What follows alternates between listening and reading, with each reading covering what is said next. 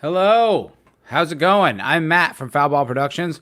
Welcome to my second episode of covering every episode of The Expanse. This is really fun. Also got a pretty good audience response, which was very, very exciting. People actually engaged and watched it. I didn't know if anyone would because it's not exactly a hot show right now. I mean, the most recent season came out earlier this year, I think. It was a while back. I mean, now with the thing, I can barely remember. I have no timeline in life anymore, but it feels like a while ago, and I'm pretty sure it was. It's definitely pre-Coof. So great. Thanks for watching. I'm gonna keep doing it. I'm gonna do every single episode for all 4 seasons. So stick around. We're gonna talk some Expanse. To that effect, I did get my numbers up to 10 subscribers. 10. I'm like really excited. So thank you very much. Like genuinely, thank you for subscribing. Thanks for checking me out. I think that's great. Yeah, I was like so happy every time I get a new subscriber. I'm like I can't even believe it. So thank you. Stick around, and to that end, please like this video. Please subscribe to the channel. Comment, share with your friends. It's really really important. It's how I can grow, how I can do more of this, reach more people, have more fun. Yeah, I'm having a blast. So if you like it, I really genuinely appreciate your support and your doing your part to help me out because it's amazing. And it's really fun, and I'm very grateful. So to that end, let's get it on. We're doing episode 2. I decided I'm going to start telling you the title. So this is season 1, episode 2, The Big Empty. Not the DLC in Fallout New Vegas. Not that one. So it starts off with Holden and Ade talking, reinforcing the coffee theme, where Ade is making bad, just, fake space coffee for Holden to try to give him the impression. I don't know where the matches thing comes from. They use like match heads to, I don't know, simulate this taste of coffee. I've never heard that. But then again, I don't know of a time where I was in such a dire need of coffee I would fake it. I don't know. Anyway. Sorry, here, just checking my stream to make sure it's up and running and it's in. Yes, it looks great. Okay, terrific. So then that was actually a pretty poignant moment where Holden is reflecting on the fact that Ade and everyone else died. Just like pretty intense, man. Pretty intense indeed. And then it just thrust us. I mean, that just happened at the end of the last episode, and now they're in this this lifeboat. See, the way I look at The Expanse, especially the first season, I look at the first 3 seasons, the first 3 episodes as like a prologue. Because even though there's lots of story elements that get going, it didn't crystallize for me until episode 4. And by the way, spoilers. I'm assuming you've already seen the show. If you haven't, if you're like watching along with me or something like that, let me know in the comments so that I'm aware that there's someone out there doing that so I don't spoil it every time. But right now, I'm operating under the assumption you've already seen everything. So to me, the show really crystallized and got going once they leave the Donager in the, I guess, the Tachi, which became the Rocinante. That, to me, is when I was like, oh, that's what this show is. Like, that's what we've been building towards. Because I think having no idea what I was getting myself into when I started this show, I'm watching all these sequences and stuff like that, and while it's well done and all that, I don't remember like having a, not to say, let's say I didn't care, that's too strong, but not really feeling connected, not really knowing where exactly I was like putting my, like who I was rooting for or why. And once they left the Donager and the Rossi, I was like, oh, okay, this is the show. This is the team. Now we're off and running. So I look at these first 3 episodes as prologue. And I always recommend, like, if the show doesn't get you right away, wait till episode 4. Because once the fucking Rossi is in that bay and all those miniguns are going and they're just, like, blowing up all those evil guys, with the blue helmets. That was so cool. I was like, oh, I am in. You got me. Excuse me. My mustache is itching. I wonder if I have cat hair in there. I probably do. I always do. I love my white fluff ball of a cat, but boy, does he leave a layer on everything. Anywho, so we're back here and we're in that lifeboat. And Holden wants to chase after him. I guess mostly out of guilt. Oh, he wants to chase after the stealth craft that just blew up the camp. And it probably out of guilt, but I don't know what he's thinking he's going to do. He's essentially in a lifeboat. Like, they'll get blown to shit if they even try anything. But I think he's, everyone just died. He kind of knows it's his fault. He should have just ignored it. And now he's like, no, I'm going to fix this. I'm going to make it right. And he can't make it right. There's nothing he can do. Sorry, Holdy. Sorry, Holdy. So now and she overrides him, turns the engines off. And then he gets up in her face, which was kind of intense. And they're both kind of having this unspoken moment where she knows he logged the distress call. He knows that she knows that he logged the distress call. And neither one of them is saying it, which is pretty badass. And then you got Amos right there who could fucking crush Holden if he decided he could. He's got a big old head, that boy. Fun fact, Wes Chatham, the actor who plays Amos, is in real life, I believe, a black belt in Brazilian Jiu-Jitsu, which is a hell of an accomplishment. Yeah, so he's no joke. He's actually can kick all the ass it looks like he can kick in this show. Now here we are back in series, and this is a cool detail. What's his name? Miller is showering and the water cuts out because it's like the water rationing, which was like a cool detail, just a cool way to kind of highlight how important the can't coming back with all the ice was, how much that mattered. And then just what it's like for day-to-day, belter life. It's not glamorous. It's not great. It's like pretty tough. Everything is, challenging and limited. This is cool. I didn't mention this in the last episode, but there's like in the ceiling, there's just a panel of all these LCD screens that and they all collect and kind of create the image of a sky, which I guess kind of like helps people with their circadian rhythms to to like feel like they're in a normal situation, not on a fucking moon, some planetoid in the asteroid belt. So Miller's going to unlock Juliet Mao's apartment under his investigation.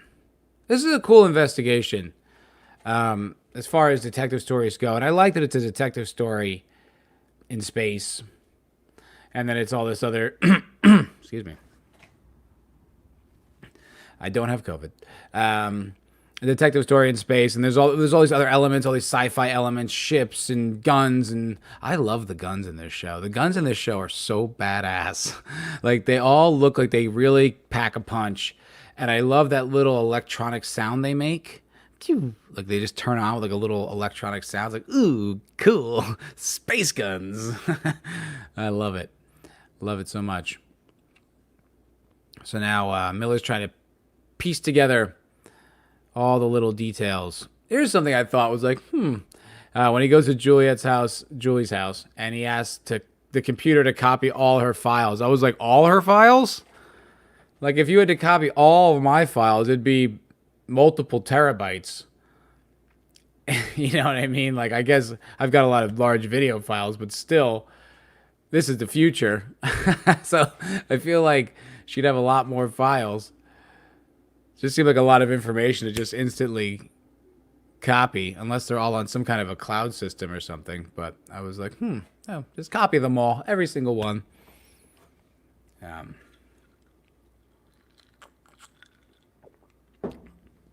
And then we get a little backstory into her and her dad, the contention between the two of them. Julie's a good character. She really drives the story, and I like that she has this idealism, but it doesn't really work out for her.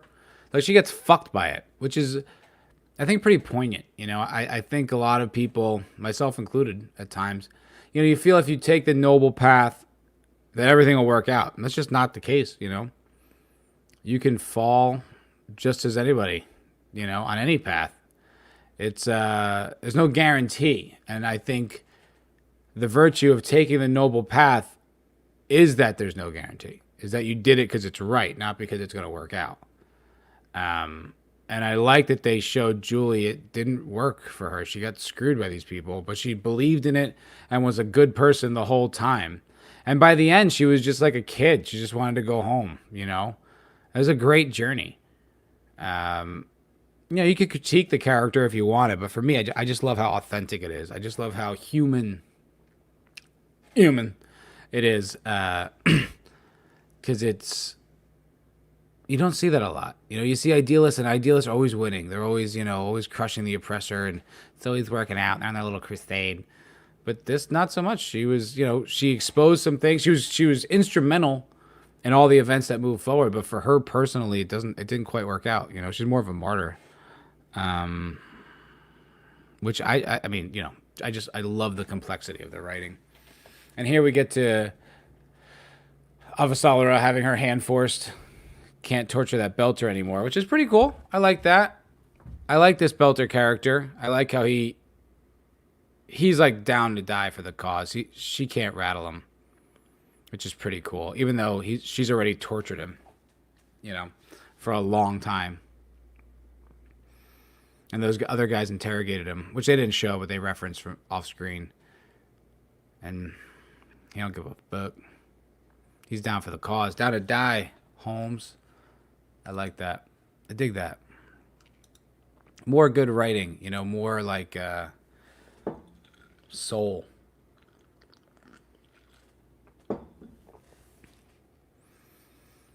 And I love the mystery of the stealth tech.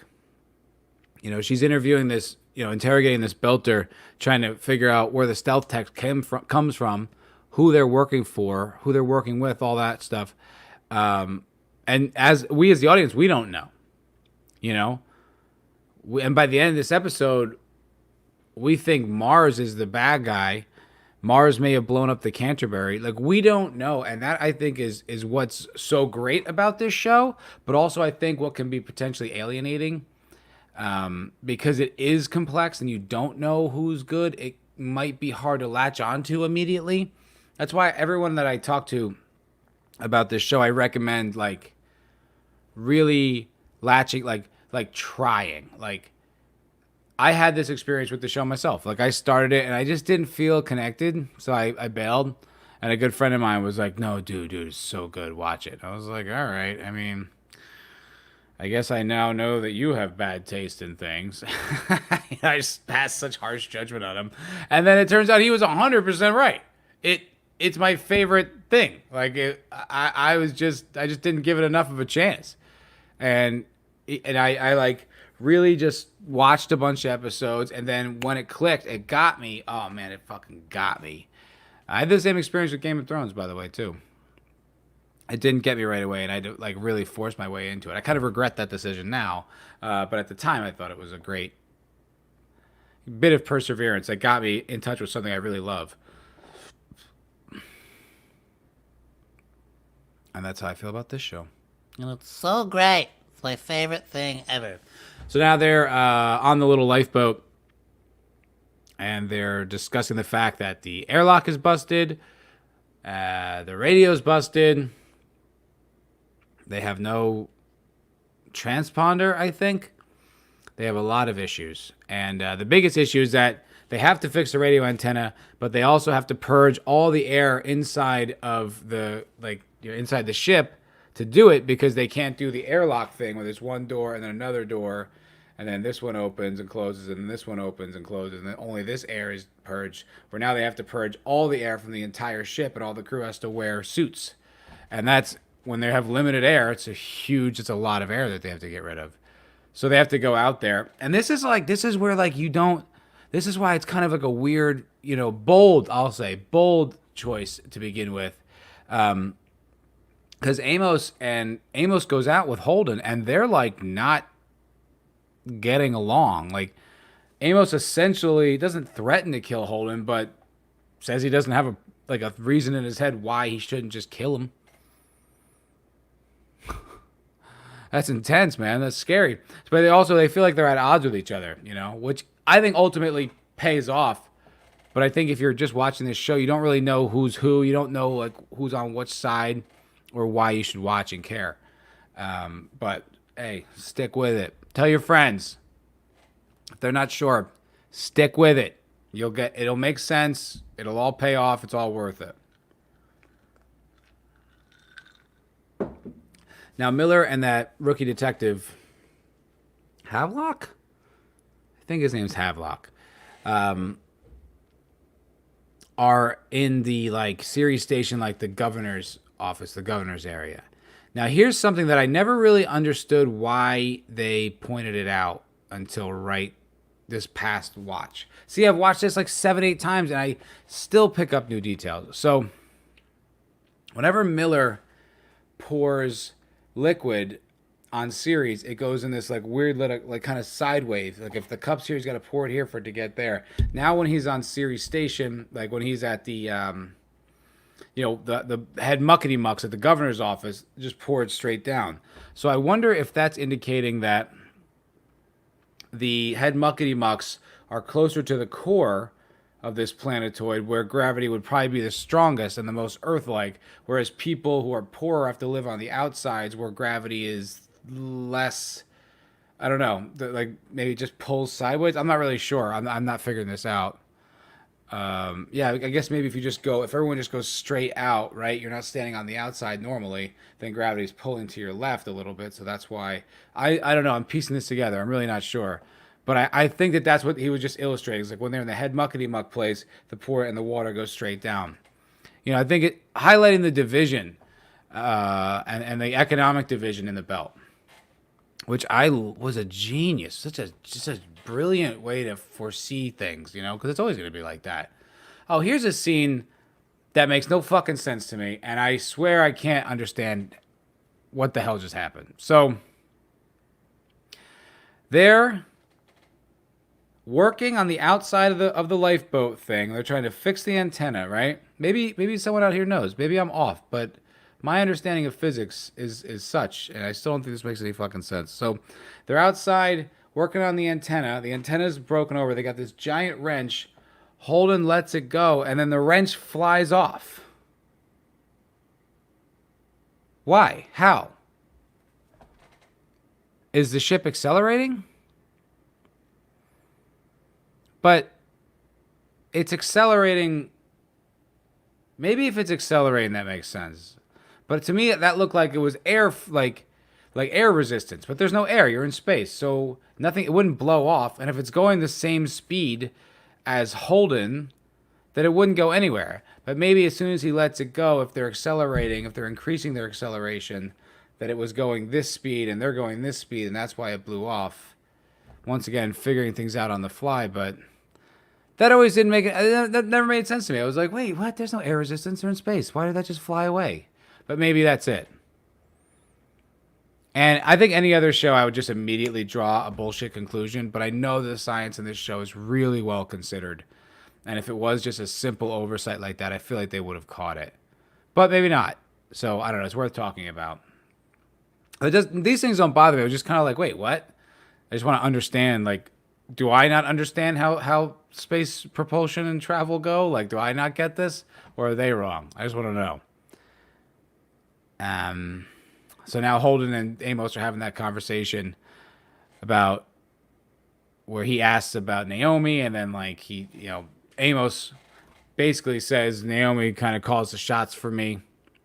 I don't really make up my own mind. She's my boss. She's my leader. And without her, I don't know, maybe I'd kill you. I'm not sure. I can't make up my own mind. I fucking love Amos. I love that pretty much everyone in this cast is unrecognizable. They're all new faces to me. I'm sure now if I come across stuff they did in the past, I'll be like, oh fuck, it's Naomi, it's Holden. But you know, that's Amos to me. Wes Chatham is Amos. Like Naomi's Naomi. Like they none of them.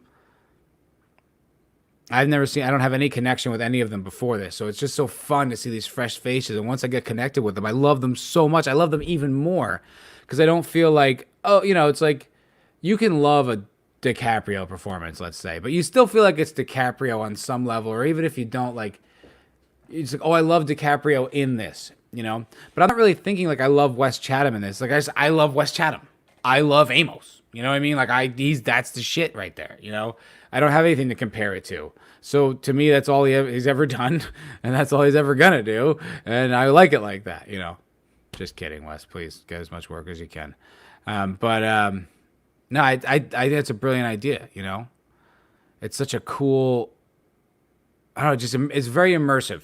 It really helps you. I feel like I've seen the guy who plays Shed before, but I don't know where. I don't remember where. Well, Alex is a hypoxic, which I don't know what that means, but it sounds medically, it sounds authentic. So then Shed figures out that they're sharing air, their buddy's sharing air, but adds a little ticking clock to fixing this radio because they might die. Pressure, pressure, good writing. Good writing. They never stop beating the drum on this show. Because, that's what TV writing is, really. TV writing doesn't ever really slow down. I mean, that's why, binge watching is so big, because it never really slow. You don't get slow moments. Like, that's not the design of TV. It's supposed to keep you hooked and keep you watching. And so pretty much every scene's got conflict and action. They'll slow down. But, the stakes are high, and the conflicts mount.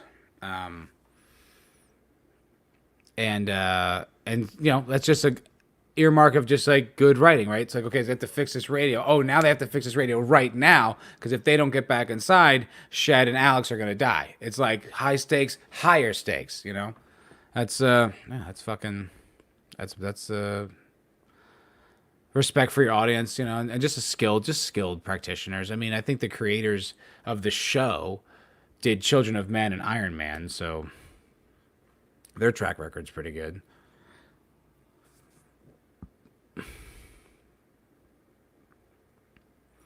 Back inside. Just waiting for this sequence to end. I probably should fast forward. I'm not watching it with you. If there's silence, you're like, well, I'm just watching you, so say something. Yeah, so they're fixing the radio. I liked Holden kicking it.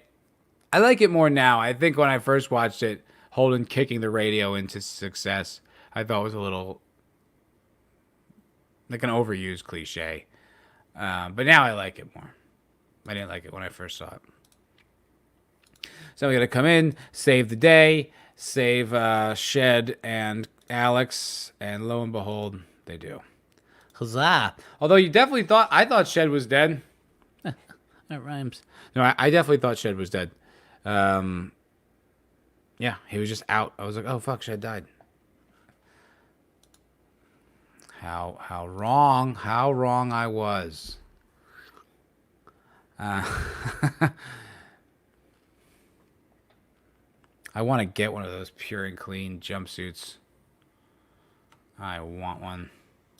That'd be a cool prop. That cool like costume to have in your house. I don't really geek out about stuff like that, like having, a thing. But if I had like the real costumes from the show that were like the pure and clean jumpsuits, I would be into that. Like a lot. Like I'd love to have them like on a mannequin. Oh, that would be so fucking cool. I would love that. So we're back on Earth, and Avasarala. Oh yeah, I like it. So this is Avasarala, and I forgot his name. The other guy who works in the government. What? Sadavir Ehrenreich. Thank you, Amazon. Very helpful. And what's her name? Avasarala is confessing her concerns about the Belters and maybe the Mars working together, that's what's so cool, because at this time we don't know that they're not working together, right? Like they could be.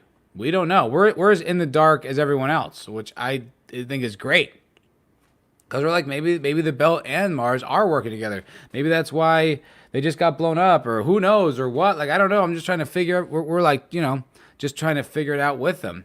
And I think that's such a great storytelling technique because it just keeps you in the dark and keeps all of Avasarala's like potential theories as like maybe, we don't know what's going on, and we don't know. I think until the end of the first season, like what really happened. And I think that these are 13 episode seasons in the beginning. So yeah, no, it's the plot is thick.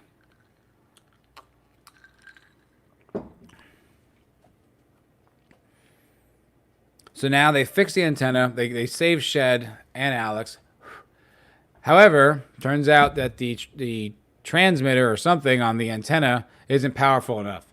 So Holden thinks we should build an amplifier, and then they go do that. And they have to get all the things apart. This is a great line from Naomi. She's like, okay, I need everything with a power pack that's got energy, anything, just get it to me right now. And then she like goes down and then like comes up and looks around. It's just like, she goes, oh, I'm sorry, did you all need a back rub first? Like just a very smart ass, badass line. I prefer her with her little mop toppy hair. In season 4, they shaved it down really close. I like it a little more punk rock and wild. But you can do whatever you want, madam. I would never say how a woman needs to look or should. Never. That's just my 2 cents on the matter. So they're collecting all the power packs and so on and so forth. Paolo Costanzo, that's who plays Shed Garvey. Costanzo. Oh yeah, and then like Shed and Holden get into it a little bit because that guilt bubbles up about having killed everybody. Because he's like, Shed's like, oh, Ade logged the distress call. He's like, no, shut up, my dead girlfriend, you jerk. I don't like it. So now Miller and Havelock. Did I get it right? Yes, I did get it right. Dimitri Havelock, played by Jay Hernandez. Are going to investigate the Aqua. Stay away from the Aqua. Baratna. They're going down, figuring out these pipes and all that. And then we get to meet Diego, who I fucking dig. I tweeted him one time, drunk. I was just watching it. Like, I was just watching this show again, and just having I don't even know why I thought of him. I just like looked him up. And then tweeted him. I said, "Stay away from the agua," something like that. And he like got back to me. And I was like, "Yeah, I'm rewatching." And he's like, "I'm gonna check it out too." I was like, "Cool." Woke up the next day. I was like, "Oh wow, that happened." Glad I didn't say anything stupid. Yeah, and we're gonna meet Diego. Diogo. Sorry, Andrew Rotillo.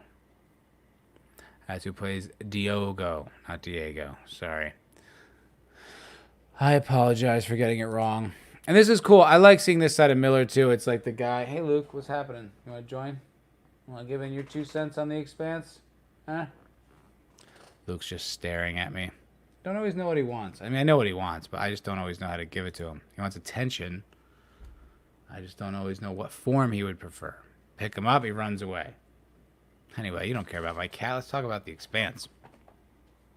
I like this side of Miller. It's interesting too, like, Miller, I mean, he gets banged around here. That kid pours all the water on him. He resists a fair amount, and then Miller really lets him off easy. I mean, he just, hey, stop with the noise, huh? Stop with making all that noise, you goofball. He really lets him off like light, I mean, he just lets him go, which was pretty cool because we don't really know Miller at this point yet. We saw him as like kind of corrupt. He clearly cares about the Julie case, but we don't know if he's like a good cop or a bad cop or an apathetic cop or what. Like we don't know. So hi, buddy. So so when he pulls out the knife, you're not really sure if he's gonna fucking cut this kid up. Although I think we kind of know. And I love, once again, spoiler for the future. I love that him and Diogo eventually end up like working together and becoming kind of buddies. Diogo ends up with a nasty fate, but it's cool. I like that this punk kid you just think is like nobody like ends up becoming like a part of the story like down the road. Like it's pretty cool. It doesn't feel contrived. It doesn't feel like they're overusing the same characters. You're just like, oh, that's fucking that's a guy. Stop it, kitty.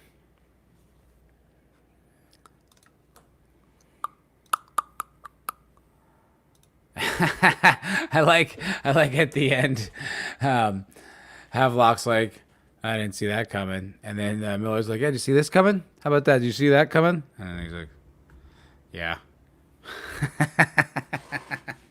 It's funny. It's funny.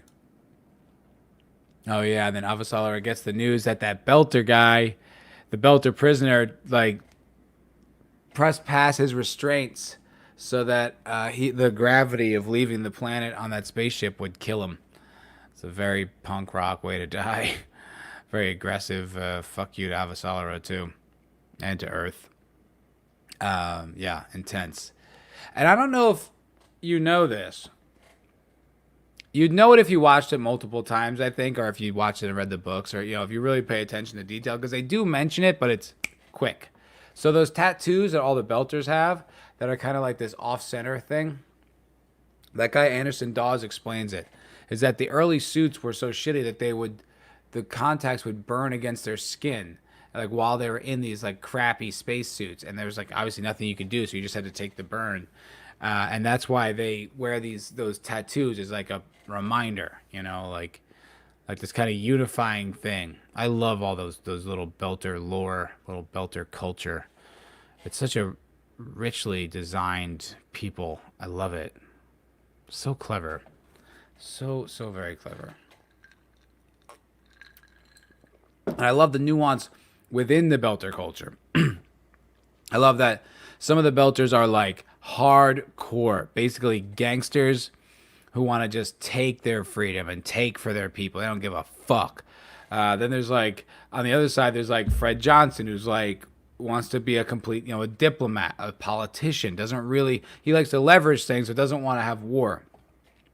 And there's everyone in between, and people who care for the cause but can't really, do anything about it. People who used to fight for the cause but don't now. People who are now fighting for the cause or used to not. I mean, it's just so. It's so diverse and well represented and just human. Like everything else in this show is just grounded in humanity, and I adore that. I love it. Man, some of these sets are so great. Miller's down on the docks investigating Julie, and all the sets. I mean, just all the action in the background, all like the loaders and stuff like that. All the just the little details. And what's so brave about this show is they don't like. There's not a lot of inserts of like, ooh, look at the props we built. Look at this background we made.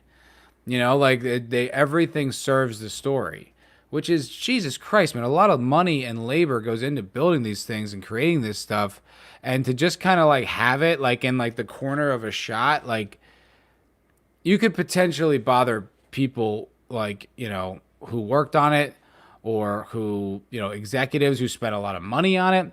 But these guys are, I mean, I don't know what the environment was like when they were shooting. Maybe they had, carte blanche to do whatever they want. But I would think the pressure would be there to show these expensive sets and these expensive props. And they just use them as they need to be used, as if you were shooting at any warehouse. I mean, that's genius. That just shows such restraint. Here's something I don't understand. So they amplified the signal. We're back on the little lifeboat with our heroes, with Holden, Naomi, Shed, Alex, and Amos. And they got all the batteries. They amplified the signal, but they're burning. Like they're burning fuel, like driving somewhere. It's like, why? Like if you have a limited amount of fuel, like where are you burning to? Maybe they're burning towards where they'd be closer to more ships. Maybe they're burning towards the shipping lanes where they'd be more likely to encounter. Yeah, that makes sense. I just defeated my own criticism. But that's why you ask questions. You ask questions, you get answers. That's what you gotta do. It's how you live your life. How you get better. So now they get a signal, and yay, save the day. Oh, not so fast. Turns out it's the Martian flagship, the Donager, which at this point we have no idea whether they're good or bad. I mean, if you just walked into the show and all you watched was the pilot, if all you watched was the pilot, you don't. Mars doesn't sound great. Like Mars could have just blown up the Canterbury. No one knows. On Earth, they're concerned that the OPA and Mars are working together to get stealth technology. We just saw a stealth ship kill everyone on the Cant and keep these guys alive. We don't know dick about what's going on. And then Holden basically goes and makes that message where he accuses Mars of blowing up the Cant. You know, so it's like while they're on the Donager in the next episode, you don't know like who's right, who's wrong, who's lying, who's not. Like it's so thick. It's so dense and layered, and like you're just trying to figure it out yourself as an audience member, which is what a great place to be in. You know, especially if the world's immersive like that, because then you're so compelled by the story, and you want to know, you want to figure it out. You know, and even amongst our crew, yes, we've grown attached to them, but we don't. You know, we don't know much. And then when they get on the Donager and they start getting all those details about their background, like Alex served for the Martian Navy, and then he gets special treatment. Naomi's maybe past OPA. Shed lied about his medical stuff. Amos is fucking Amos. So it's like they're not even, and they don't even know to trust each other. You know, it's really pretty cool. I think, you know, even though I think it works out great, I think it might have been smarter. No, I mean, they did their best. They did what they could. No, I shouldn't say that.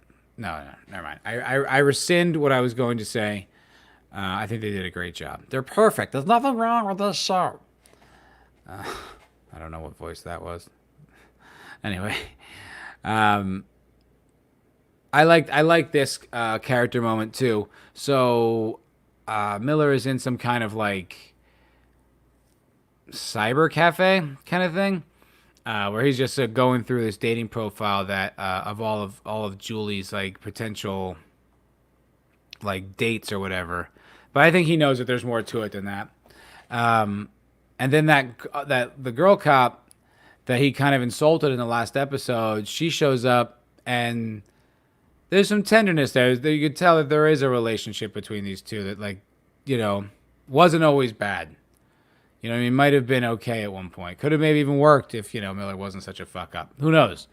But it has that, like, there's a humanity. There's a nice touch there. It feels sweet. And I like that she gets involved and she gives her cop instincts and stuff like that. I think it's fun. It's nice to see. It's nice to see story evolve like that. You know, when you first meet them, they're at odds. Now it's kind of developing. You know, I mean, that's. I think someone said it to me when I was in acting class. It was like that. All story is about change, and it's like I think on some level that's very true. I mean, change, growth, you know, development, like moving on, you know, like I don't know, like that's because that's kind of like life, right? So it makes sense that it's in story, and I really think as audiences we respond very strongly to stories that really develop, where characters really change and go through things. You know, that's why the hero's journey is so important. You know, I think we definitely, it's reasonable to not like formulas and things that you've seen a million times. It gets boring. I understand. But there is something inherently truthful about the nature of the hero's journey. And I think if you avoid that, if you neglect that, your story suffers. I've seen movies that work where there really isn't a hero's journey, but for the most part, it needs to be there. You know, there's a reason. You can reinvent it, but it pretty much should follow those rules because, I don't know. That's it. There's something mystical about it, but it works, and there's a reason why.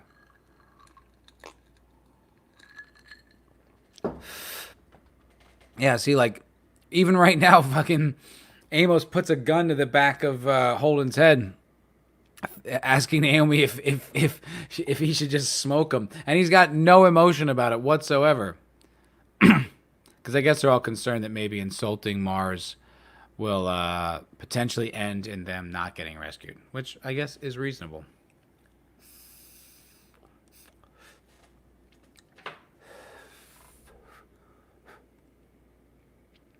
Ultimately, they don't kill Holden. He does continue being the main protagonist, uh, but he got that. I like this. He gets the message out, and then Alex is like, "No, they're in jamming range. Like they could have just made sure that didn't get out."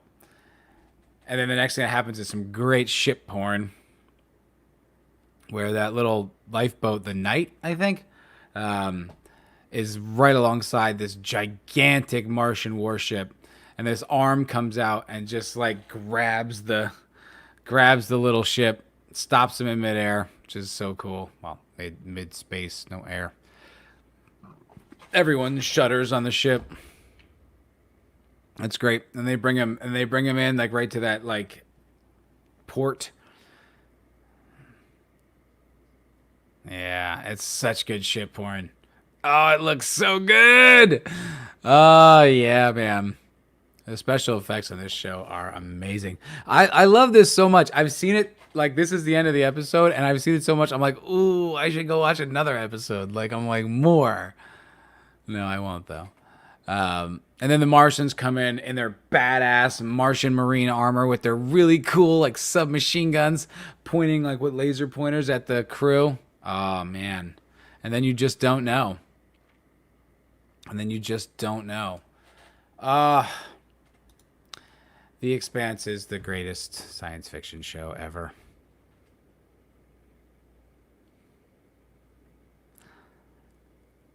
The story, right? Where it starts, like the proto molecule, huge spoilers coming right now. If you haven't watched all of it and you don't want to spoil, I'd recommend not being here at the moment. But where it starts is like this like biological warfare agent. This that just eats people and turns them into zombies or whatever, or what the fuck's going on. That where it goes, the arc it takes, where it turns out like it's some kind of an intelligence, maybe, but also creates these giant space gates that take you all over the galaxy, all over the universe. What? Did not see that coming for a second.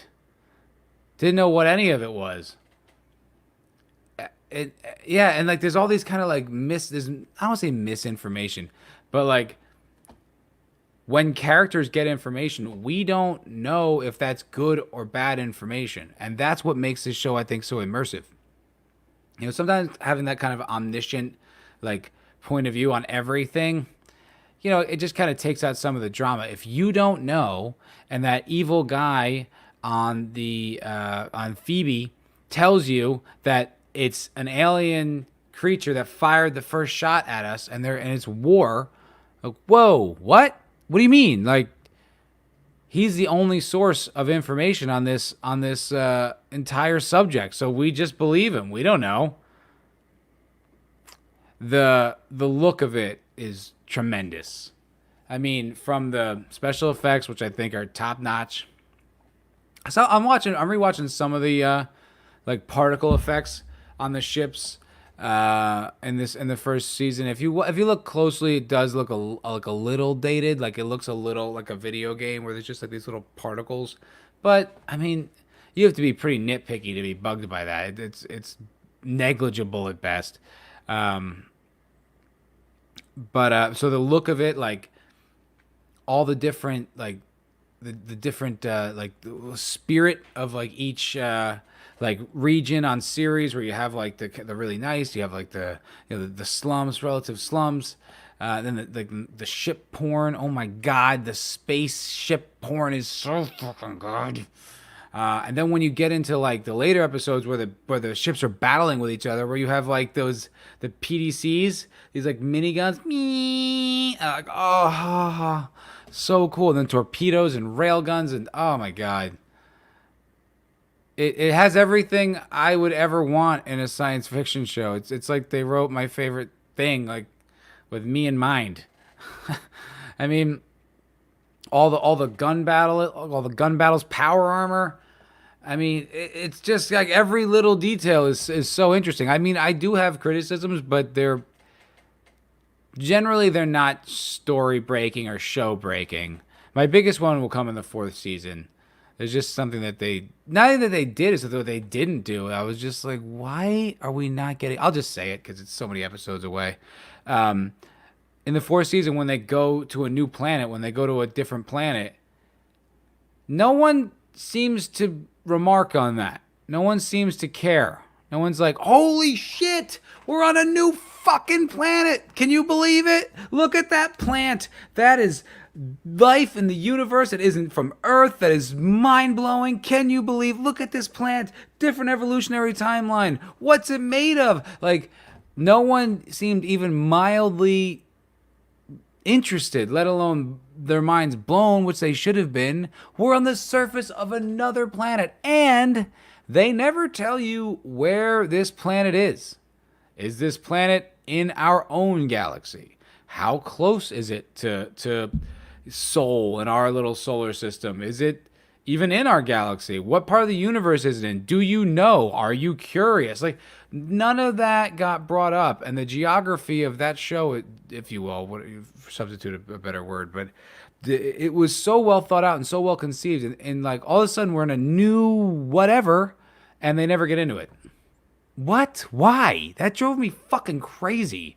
I could not get over that. I thought that was a huge missed opportunity. Huge missed opportunity. I don't know why. They just jumped right into the Belter versus Earth stuff right away. I was like, wait, slow down. We'll get to that. We don't need to do that yet.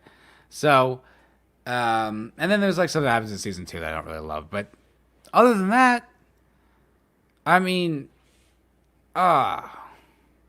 Drummer in season 3, fuck, man. That girl is a genius actress. She is amazing. Cara G, she's so good. Like, watch her thinking. I know what that sounds like, but seriously, like the way that woman thinks in her performance, like she's already like it's always going, always going. Like I mean that's a brilliant actress right there. Brilliant. She knows her character so well.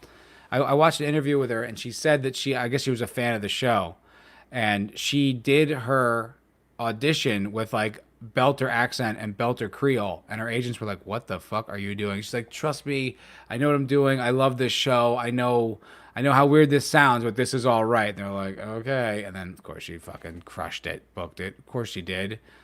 Show wouldn't be the show without Cara G. I love her so much, and I love that she got a lot of screen time in season 4. I thought that was great. It was very well deserved. Her screen time incrementally increases, and that's great because she is amazing. Make the whole show about Cara J. No, I'm just kidding. But she's so great. Oh, she's awesome. Yeah, there's so many little performances to like. So many little, I don't want to say little performances, but little niches, little pieces and parts that like you can everyone. There's something in there for everybody. Like you can find like everyone's got their own little favorites, little facets and nuance and characters that are like have like nice season or 2 long arcs and then they're gone. And they're all so vivid. They all are like have a uniqueness to them, an individuality that stands out. I mean, always. I mean, I can't really think of anyone who stands out in a way where I'm like, oh, this fucking guy. It's a show that has like 50 or so episodes, something like that, right? Like about 50 episodes, 4 seasons, some are 12 or 13 episodes. I think it's about 50 episodes. Of course there's going to be some inconsistencies, but I mean, on the whole, it's brilliant.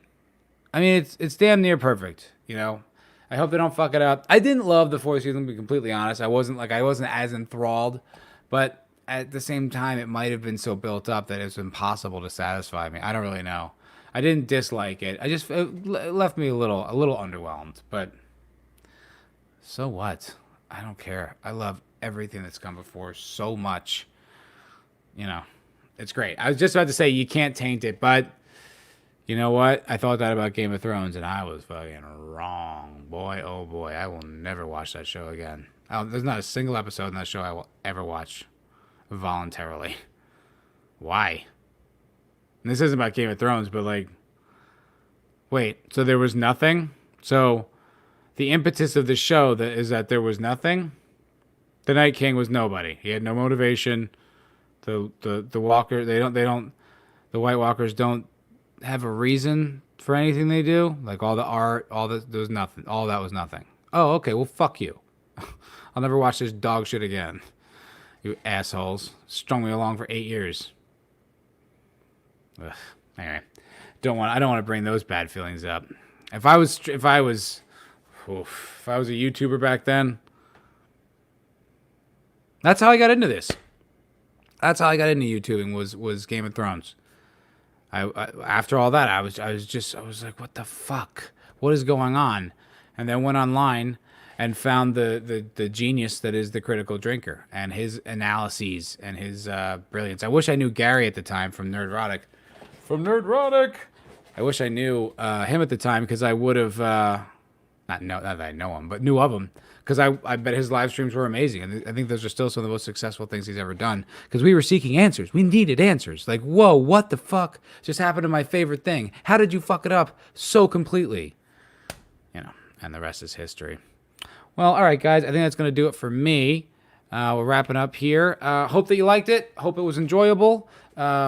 Please, like I said, if you dig this, I'm not stopping. I don't know if I can keep a consistent schedule, but I'm gonna at least try to do a few a week and go through the whole season.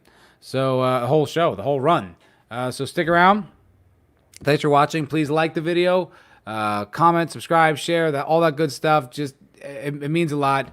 It's all can't do it without you guys. I mean, this is for you, and if you like it, please just take that extra step to to help me so that we can keep doing this and can grow and more people can find it and the whole thing. So thanks a lot for watching, guys. I really appreciate it. Have a great night. I'm Matt from Foul Ball Productions, and that's all I got. Take it easy.